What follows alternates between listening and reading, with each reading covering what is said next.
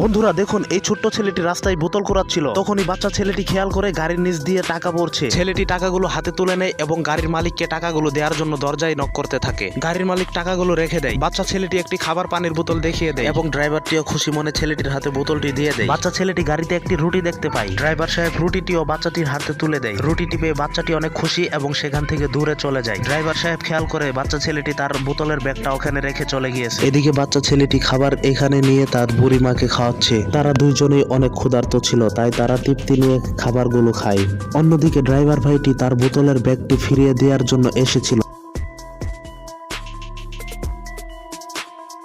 এসেই তাদের এই খারাপ অবস্থা দেখে ফেলে। এক মুহূর্ত দেরি না করে সোজা গাড়িতে চলে যায়। গাড়িতে কিছু খাবার ছিল এবং সাথে কিছু টাকা নিয়ে সোজা চলে আসে ওই দুইজনের কাছে এবং তাদেরকে খাবার আর টাকাগুলো দেয়। এত ভালো খাবার আর টাকা পেয়ে ওরা দুইজন অনেক খুশি হয়।